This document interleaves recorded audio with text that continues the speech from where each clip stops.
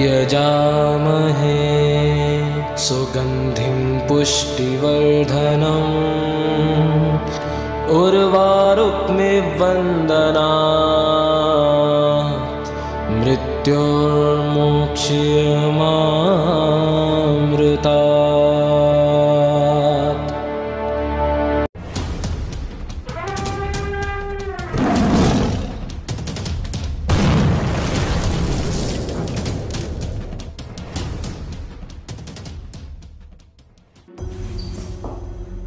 अगर मेरी ज़िंदगी को समझना चाहते हो तो पीछे जाना होगा।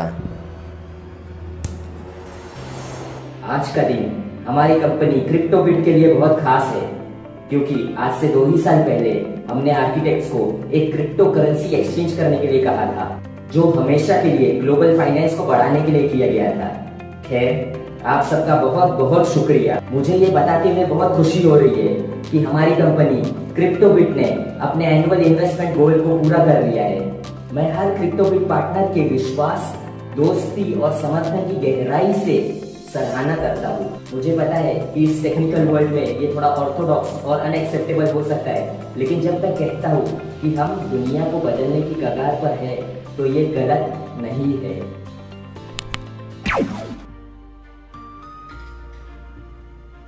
तू सच में ऑर्थोडॉक्स ये हो गया।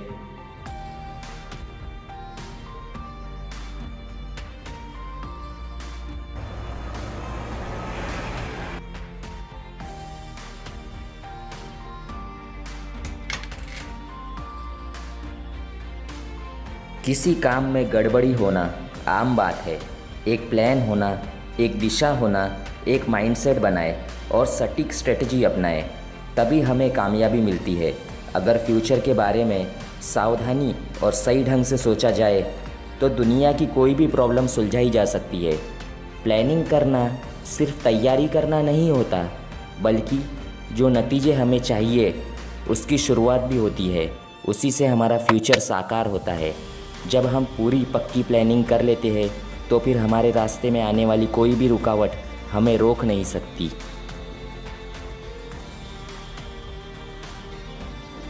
हेलो, क्या तुम्हें मेरा मेल मिला?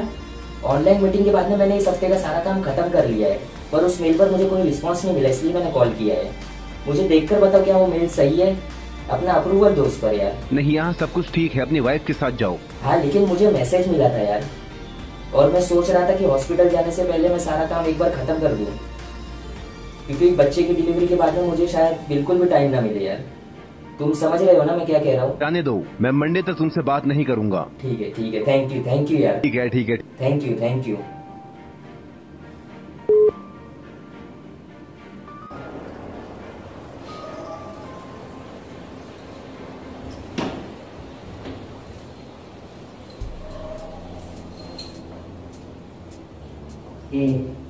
क्या बकवास है यार, तुम यहाँ क्या कर रहे हो? हाँ,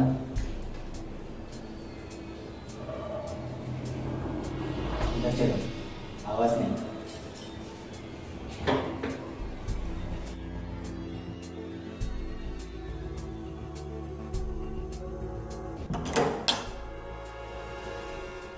ये क्या, तुम चोरी कर रहे हो? मैंने ऐसा तो कुछ नहीं कहा था। चलो कोई कार्ड चुनो, एक कार्ड, क्लब्स, हार्ट, समझे? तुम चाहते हो कि मैं एक कार्ड चुनूं? हाँ। ठीक है, एस। ओ, एस। और suit? Spades, S of spades. मुझे पता था तुम यही कहोगे।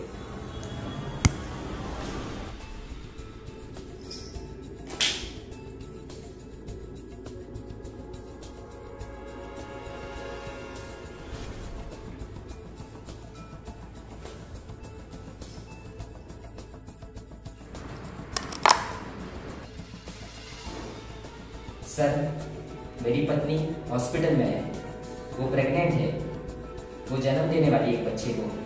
मुझे एक काम करवाना है अभी, क्योंकि मेरे पास वक्त नहीं है। सर मुझे समझिए, मेरी इमरजेंसी है, मेरी एक फैमिली है, प्लीज। मैं भी एक फैमिली इमरजेंसी में हूँ अभी। इसलिए बैठ जाओ। ठीक है।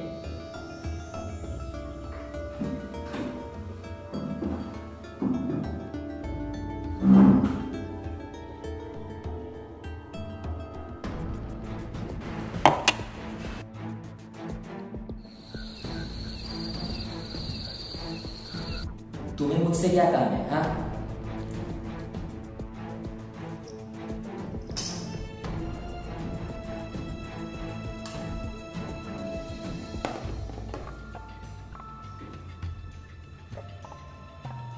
देखो, मैं crypto currency, bitcoin, digital asset ऐसे इन चीजों में काम करता हूँ और मेरी कंपनी में मेरे और 3 पार्टनर्स भी है।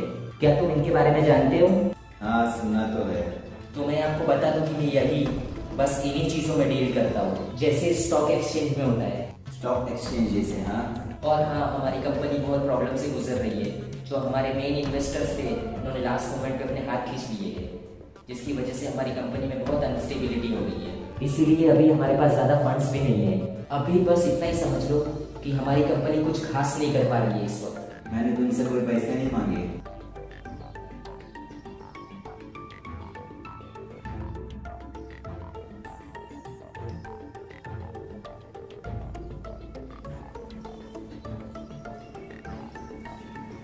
तुम क्या देख रहे हो? तुम्हें सच में कोई मदद चाहिए? सुनो, मुझे बस यही कहना है कि तुम्हें जो कुछ भी चाहिए वो तुम्हारा है। मेरा मतलब समझे? बस समझ जाओ प्लीज। अब तुम अपनी फैमिली की बात करोगे? क्या? तुम अब अपनी फैमिली में अंदर तक घुस जाओगे कि तुम उनसे कितना प्यार करते हो, अपने पूरे दिल से, जितना तुम किसी से कर सकते हो। हाँ, मैं सच में करता हूँ। ये थोड़ा भी नॉर्मल नहीं है ना?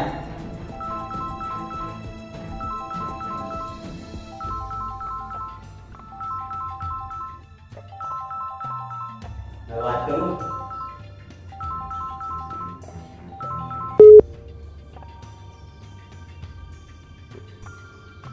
इससे पहले तुम अभी मुझे अपनी फैमिली की स्पीच देने वाले थे, है ना?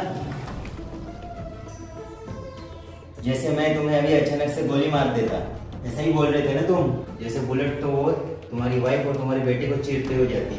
तुम्हें क्या चाहिए? ये क्यों कर रहे हो तुम? मेरी भी एक फैमिली इमरजेंसी है, कहा ना? मुझे वॉशरूम जाना है। ठीक है।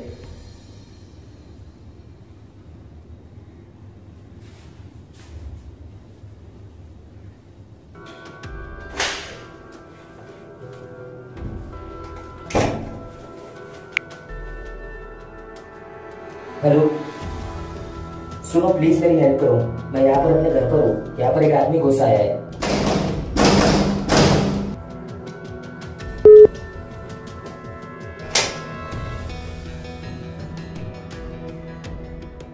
चलो भाई, आ जाओ। फोन दे दो।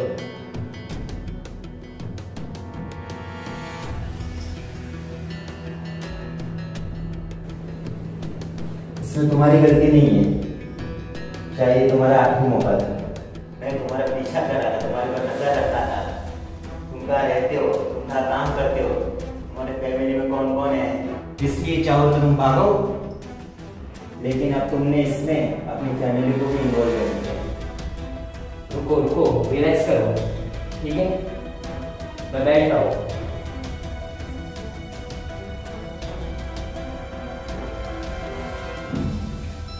ये थोड़ा पर्सनल हो गया है ना?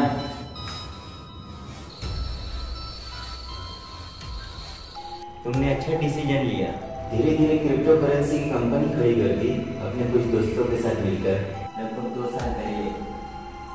वैसे तुम कहाँ से हो? यही मुंबई से ही हूँ। कभी गोवा गए हो? हाँ, मैं वहाँ एक बार जा चुका हूँ। तुम मुझे एक बंदे की याद दिलाते हो जो वहाँ गोवा में रहता था, और ये बंदा हर दिन 2 पैकेट पूरी सिगरेट ही पीता था। 2 पूरी पैकेट एक दिन में ही? अच्छा, लेकिन मैं सिगरेट नहीं पीता हूँ। कब से? मैंने कई सालों से नहीं पी है। और जब तुम गोवा गए थे वो क्या काम था या पर्सनल? काम था, मैं वहाँ कुछ काम से गया था। और क्या तुम्हें यकीन है कि तुम सिर्फ तभी गोवा गए हो? हाँ। तुमने सिगरेट पीना बंद कर दिया? कब से? 5 साल पहले? मुझे याद नहीं, पर हाँ कुछ ऐसे ही। ये मजेदार है। तुमने अभी इतनी बड़ी गलती कर दी। तुम तो ऐसे नहीं हो। क्या? मैं एक सवाल पूछ सकता हूँ? इसमें कितना टाइम लगेगा? मतलब मैं बाहर कब जा सकता हूँ? मुझे हॉस्पिटल जाना है अपनी बीवी और बेटे के पास। तुम्हें क्यों लगता है तुम कहीं जाओगे भी? क्या? तुमने मेरी बात नहीं सुनी? हाँ। ठीक है, बस थोड़ी देर सब्र करो। मेरा एक काम कर लो। ये मेरे क्रिप्टो और बिटकॉइन है, इसकी वैल्यू बता सकते हो? मुझे इनकी अभी जरूरत है। देखो, इसमें थोड़ा टाइम लगेगा क्योंकि मेरा लैपटॉप अभी ऑफिस में है। तुम मुझे ये सब सेंड कर दो, मैं बाद में तुम्हें अपडेट कर दूंगा। पर अभी प्लीज मुझे हॉस्पिटल जाने दो, मैं तुम्हारा काम कर दूंगा पक्का। जैसा मैंने कहा, मुझे मेरी करेंसी की डिटेल्स बता दो अभी, ताकि आज रात किसी के साथ कुछ भी गलत ना हो जाए। और अगर तुमने कोऑपरेट नहीं किया तो मैं तुम्हें शूट कर दूंगा। ये मेरे लिए जरूरी है, समझ गए?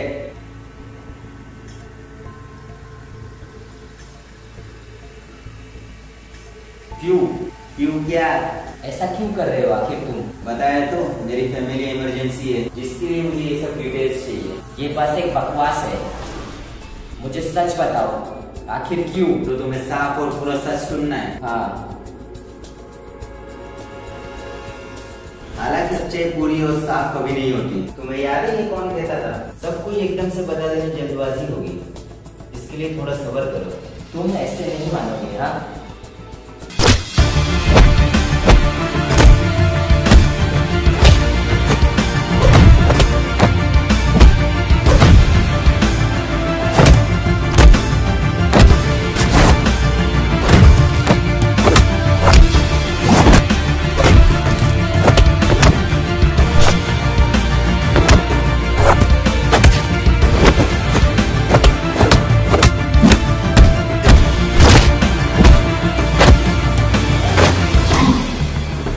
तुम मुझे हरा नहीं सकते,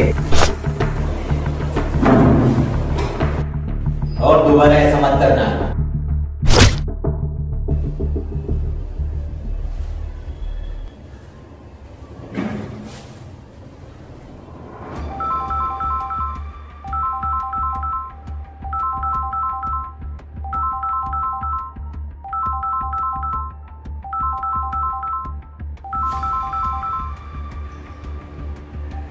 हेलो।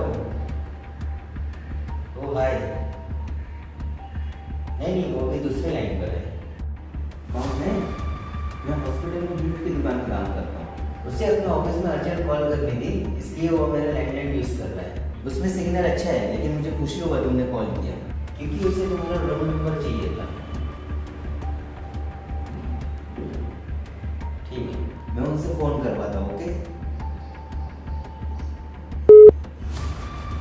रूम नंबर क्या है मुझे बताओ। वो जानना चाहते थे तुम हॉस्पिटल में क्यों नहीं थे, वो टेंशन में लग रही थी।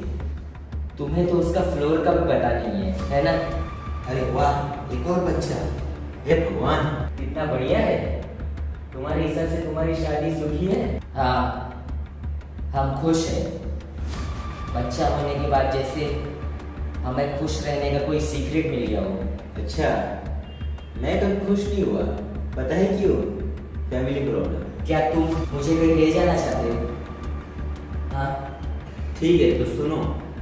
वहाँ एक बड़ा आदमी है, एक वीआईपी, जो हमारे आने का इंतजार कर रहा है। तुम्हारा भी कर रहा है।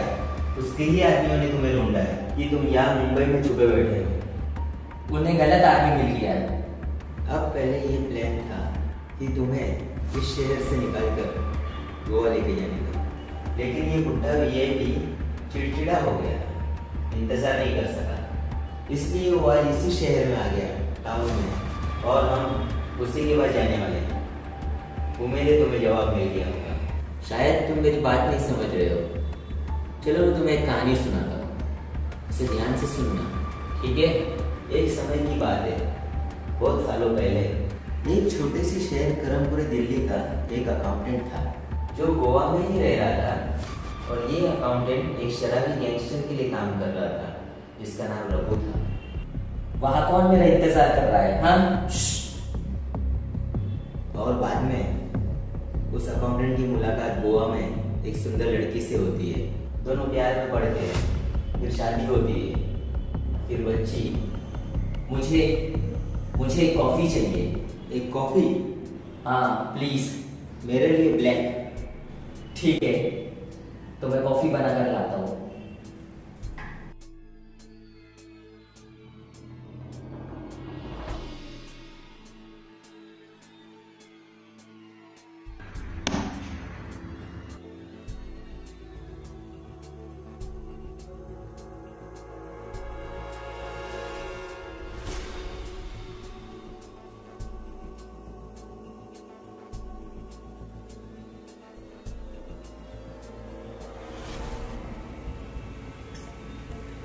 चलो फिर से कहानी पर आते हैं।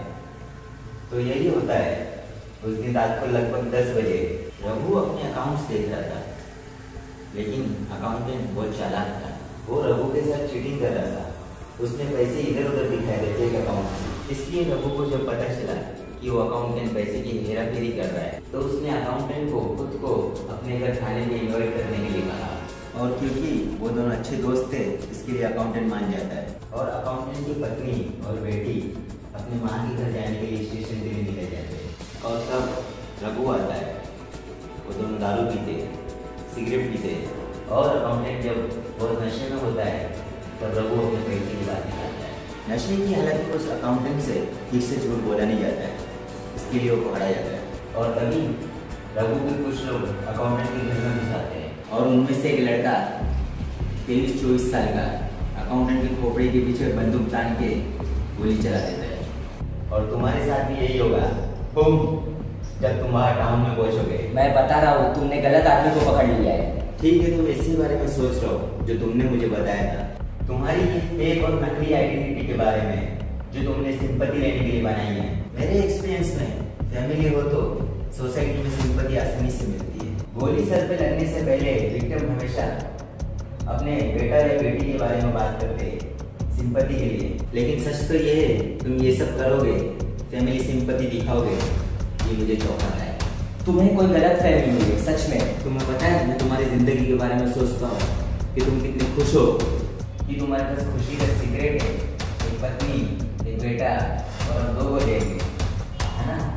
प्लीज प्लीज, तुम्हें क्या लगता है मैं कौन हूँ? हाँ, तुम्हें जादुई घड़ी हो जो समय समय में बदलता है अपने आप को। मुझे कुछ नहीं पता, ठीक है? मुझे बीच में मत रोको। हे भगवान, मैंने तुमसे कहा था मुझे बीच में मत टोकना, कहा था ना? तुम हमेशा बोलते रहते हो, तुम बहुत बोलते हो। बस चुप रहो, चुपचाप बैठे रहो।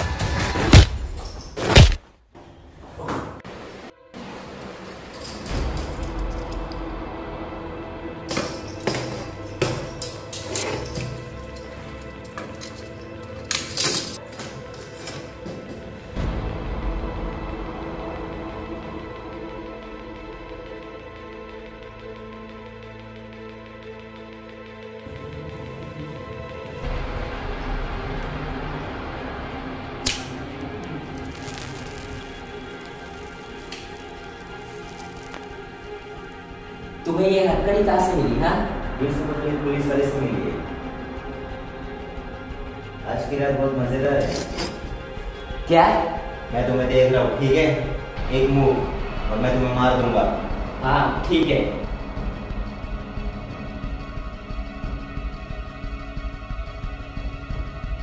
ठीक है, मैंने एक फैसला किया, हमें एक खेल खेलना चाहिए, इसमें मजा आएगा। इसे ट्रूथ और डेयर कहते हैं। मुझे छोड़ दो अभी। मैं चाहता हूँ तुम मुझे सच बताओ, सच के अलावा कुछ भी नहीं। और अगर तुमने सच नहीं बोला तो मैं तुम्हें और तुम्हारी फैमिली को एक एक करके मार दूंगा। सच तो ये है कि मुझे कुछ नहीं पता यहाँ क्या चल रहा है। नहीं नहीं, ऐसा मत बोलो, यही से गेम इंटरेस्टिंग होता है, इसे खराब मत करो। मुझे तुम्हारा नाम तक नहीं पता है, इसलिए तो प्लीज ये सब बंद करो। नहीं, लोग हमेशा कहते बुरा मत सोचो। क्यों? कभी कभी बुरा ही सोचना सही होता है। मैं तुमसे आखिरी बार पूछूंगा सच। मैं तुम्हें बता रहा हूँ, तुमने मुझे कंफ्यूज कर दिया, इसलिए मुझे कुछ नहीं कहना। बकवास बंद करो, समझे? मुझे नहीं पता तुम्हें क्या बोलूं।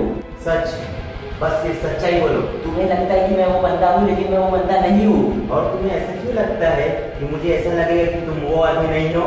क्या क्या कहा तुमने? प्लीज ये बकवास करना बंद करो कि तुमने मेरी बात नहीं सुनी, जबकि ये बिल्कुल क्लियर है कि मैंने अभी क्या कहा। तुम्हें अपने दिमाग को इस तरह प्रिपेयर करना चाहिए कि जब ऐसा कुछ हो तो इतना बड़ा झटका ना लगे, बुरा ही सोच कर चलो, बस यही मेरा मतलब है। मुझे बताओ कि तुम्हें क्या सुनना है आखिर। बात रे, तुम अपने ट्रैक से मत हटो, बिल्कुल भी नहीं। तुम लोगों को कंफ्यूज करने में एक्सपर्ट हो। वो मैं नहीं हूँ जो तुम सोचते हो, ठीक है? मैंने तुम्हें तो कुछ बोला भी नहीं, तो तुम्हें कैसे पता कि तुम वो बंदे नहीं हो? ठीक है, तुम जो कुछ भी चाहोगे मैं वही करूँगा।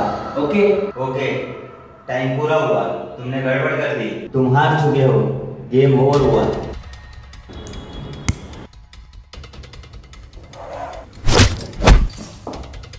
ठीक है, वो बंदा मैं ही हूँ। मैं बिल्कुल वही बंदा हूँ जो तुम सोच रहे हो, जिसके बारे में तुम कहानी सुना रहे थे। बस वो तुम हो, तुमने ही वो सब किया था।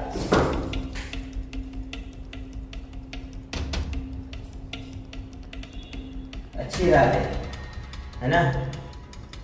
हाँ, मैंने तुम्हारे सवाल का जवाब दे दिया, अब मुझे खोल दो प्लीज।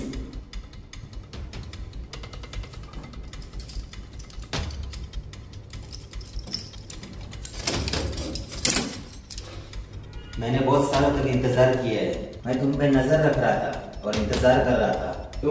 तुम्हारी पत्नी, तुम्हारा छोटा बेटा, सबका मैंने इंतजार किया ताकि तुम अपनी फैमिली के साथ सेटल हो सको। क्यों? आखिर क्यों?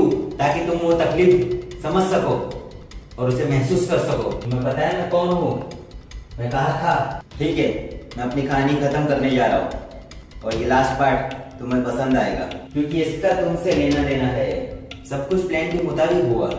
वो डॉन रघु अकाउंटेंट के घर पे जाता है इनवाइट होने के बाद। डॉन के एक आदमी ने उस अकाउंटेंट को गोली मार दी।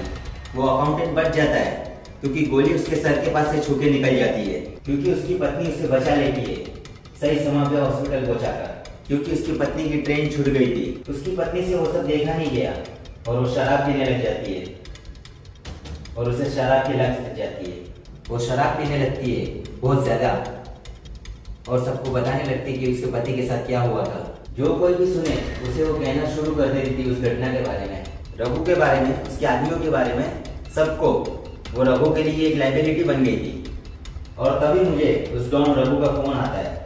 आपका कोई फायदा नहीं है, 8th floor, labour and delivery, room number 830।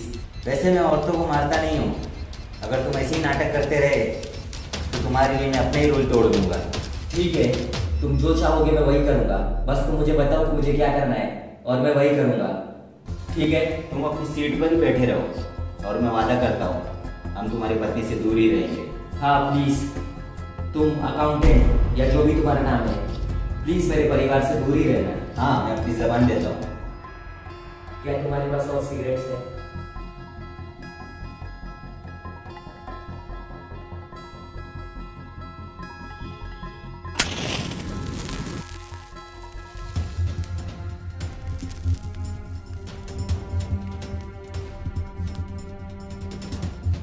क्या हुआ तुम्हारी पत्नी और बेटी को?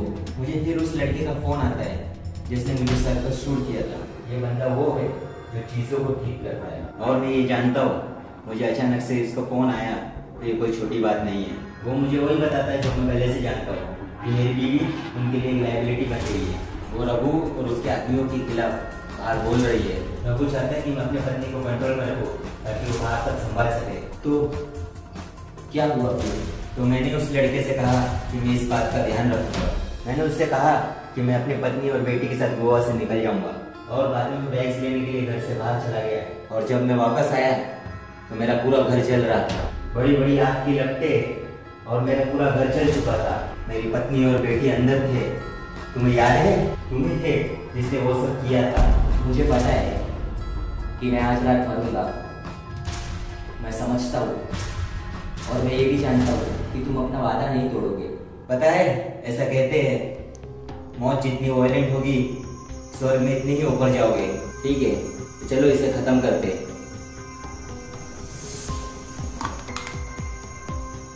रुको रुको प्लीज, मुझे ये जानना है कि तुमने जैसे ही मेरे घर में कदम रखा तुमने मुझे तभी क्यों नहीं मार दिया?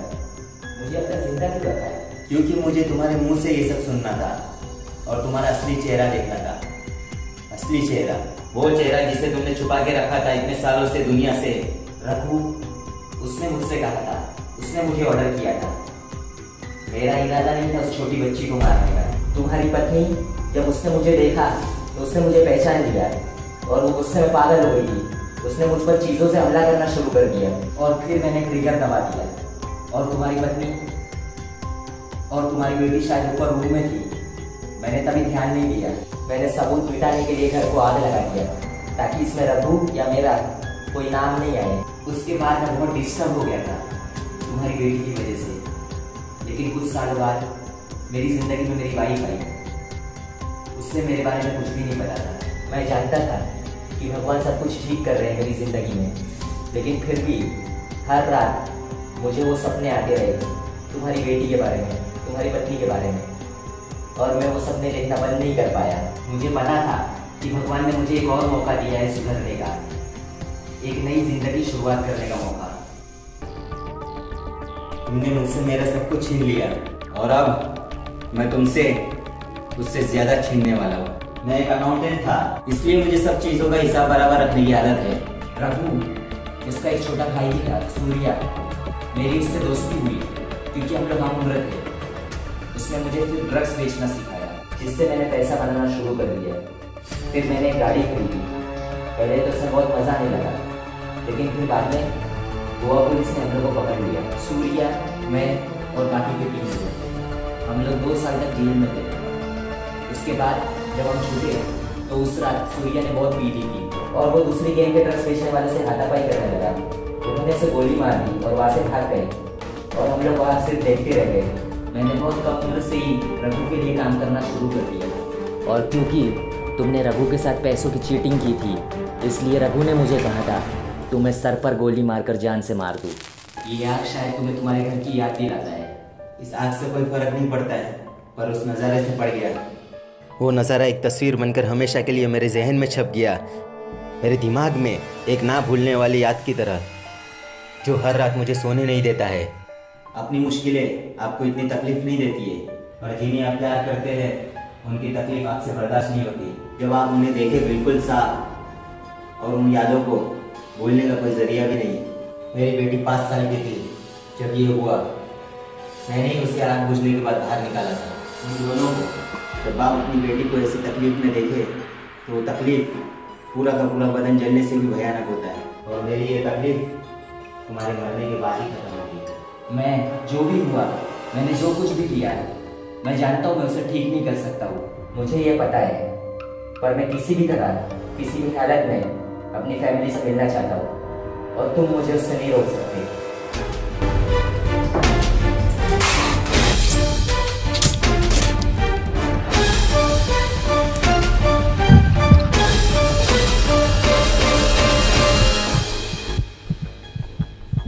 अगर जिंदगी को समझना है तो पीछे जाना होगा, और अगर जिंदगी को जीना है तो अपने अतीत को भूलकर आगे बढ़ना होगा।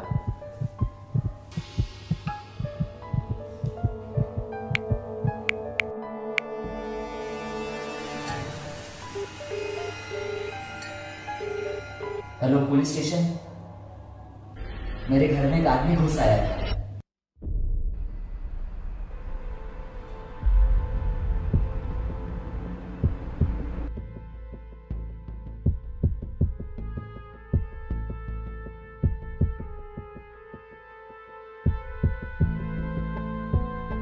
किसी चीज़ की प्लानिंग करना सिर्फ तैयारी करना नहीं होता, बल्कि हमें जो नतीजे चाहिए उसी से हमारे फ्यूचर का सही प्लान बनता है। और जब ये प्लान पूरी तरह से हकीकत बन जाता है, तब हमारे रास्ते में कोई भी रुकावट बन ही नहीं सकती।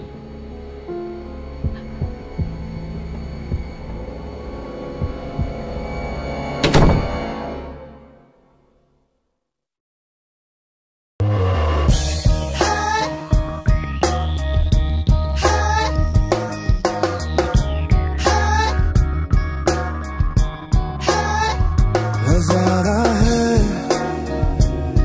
कुछ कोई यारों का नजारा है, ख्यालों का आँखों में पल रहा, हर घड़ी खल रहा, रुके ना बस हर घड़ी चल रहा। नजारा है, नजारा है, नजारा है, नजारा है, कोई अनदेखी तस्वीर का नजारा है, नजारा है, नजारा है, नजारा है।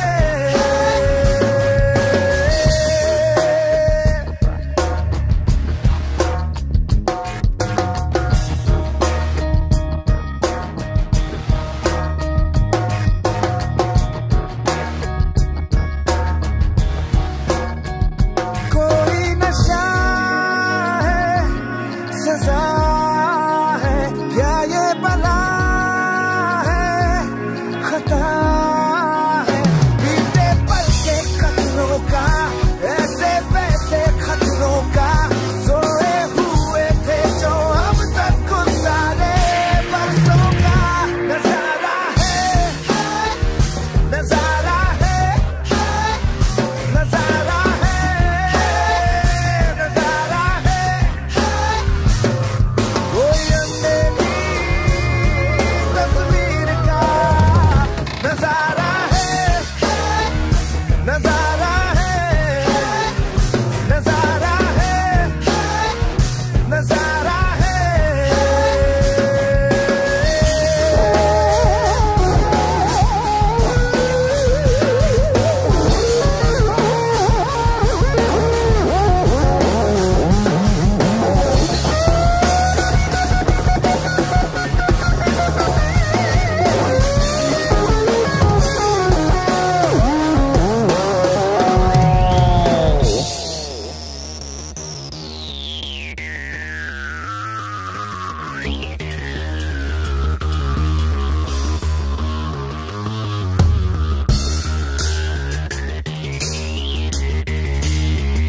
कैसा समा है, घुमा है, थोड़ा धुआं सा यहाँ है, जैसे कोई ख्वाब सा बहकी कोई राह का, बिखरे हुए कुछ अनजाने से किस्सों का कैसा नजारा है, नजारा है, नजारा है, नजारा है, कोई अनदेखी तस्वीर का नजारा है, नजारा है, नजारा है, नजारा है।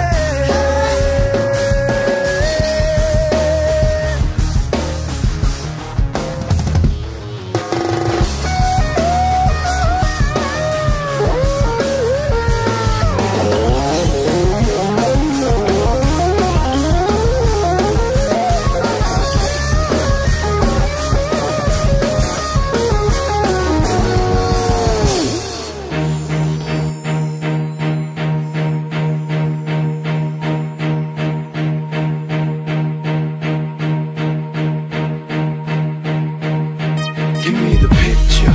Who got the 8x10? I need the picture. Go get the 8x10. Who got the picture? Give me the 8x10. I got the picture. We got the 8x10. Give me the picture. Who got the 8x10? I need the picture. Go get the 8x10. Who got the picture? Give me the 8x10. I got the picture. We got the 8x10. खिलौना दुनिया के खेल में Do the picture in the mind of a madman. खिलौना दुनिया के खेल में Do the picture in the mind of a madman. खिलौना दुनिया के खेल में Do the picture in the mind of a madman. खिलौना दुनिया के खेल में Do the picture in the mind of a madman. जैसे नशा शराब में और गर्मी आग में और रोशनी छोड़ जाती जात जैसे रात में और सोच दिमाग में और पसीना हाथ में, पर नोट जब हाथ आए तो कोई ना साथ दे। हाथ भी खिलौना दुनिया के खेल में, जो होना है वो होना है असूल खेल खेल के बदल देना, बदल दे लोग असूलों पे जो चलते ना। दिल में रोक पर खौफ मेरे मन पे ना, मैं मुर्दों में जिंदा हूँ मरे बिना, मैं लापता और रूह मेरी अजनबी। मेरी नजरों से देखो मेरी जिंदगी। Take a ride with me, let's go deep inside my zindagi. Lights, camera, action, reaction is a mystery. You're clueless, every path leads to confusion. Lack of information, blinded by illusion. Slow down, take a good look around. Life is a game and we on the playground. Picture perfect with precision, stay on them until the end. Only weapon in my hands is to save by 10. हाथ की खिलौना दुनिया के खेल में, Paint a picture in the mind of a madman. हाथ की खिलौना दुनिया के खेल में, Paint a picture in the mind of a madman. हाथ की खिलौना दुनिया के खेल में, Paint a picture in the mind of a madman. हाथ की खिलौना दुनिया के खेल में, Paint a picture in the mind of a madman.